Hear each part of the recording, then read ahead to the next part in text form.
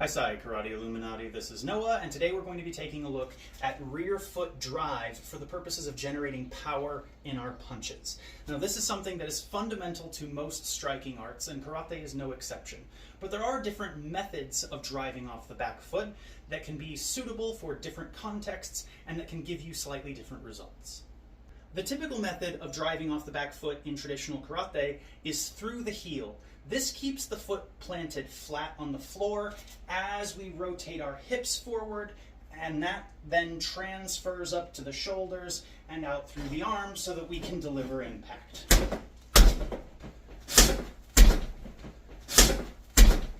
This method is ideal for fighting at close range where you're often going to be grappling with your opponent. Because if I keep that foot planted flat on the floor, I'm not over-committing my body weight in any particular direction, and I have a solid connection to the ground, so if they're trying to move me around or even foot sweep me, it's going to be more difficult. The main drawback of this method is that by planting my heel on the floor as I drive my hip forward, I'm actually limiting the amount of rotation that I can get through my hips. That means that I'm going to lose out on range, and I'm also going to lose out on a little bit of power because, of course, the more distance you cover while you generate power, the more power you're going to have by the time the strike arrives. To compensate for this, something you'll find in some older styles of karate and in some Chinese styles is the use of sliding steps. This allows me to still drive off that back heel and maintain a strong base, but I'm able to actually move my entire body into the technique. This means that I can cover more distance and I can generate more power by adding mass rather than adding distance.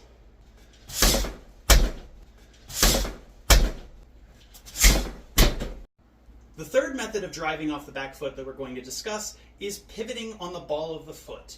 Now, a lot of the time when people think of pivoting on the ball of the foot for power generation, they're still thinking of keeping the foot flat. The issue is if you keep the foot flat, pivoting on the heel, all of your weight wants to go forward because you're pushing off the back of your foot.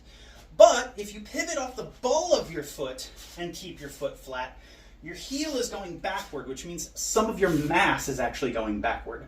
In order to get more power out of this, you can't just pivot on the ball of the foot with your foot flat. You have to actually drive off of it, picking your heel up and engaging your calf as if you were going to start running. This method of driving off the back foot gives you a lot of power and it covers a lot of distance. If I were to punch with my heel flat, this is as far as I could reach.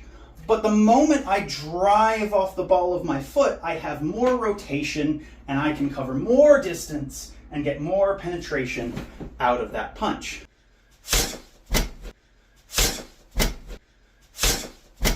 That's the main benefit of this approach over driving from the heel. But of course, we do have the stability issue.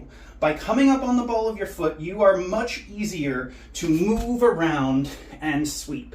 And when we're looking at striking from the context of what karate was intended for, which is self-defense, law enforcement, and security work, that is largely going to happen in close range where you're going to be grappling with an opponent. So it stands to reason that you're going to want a strong, solid base that's hard to move around and where you're hard to sweep and throw. But when we're in a sparring scenario or a kickboxing style scenario, we're more likely to want to cover that distance and hit hard and less likely to be so concerned about getting taken down.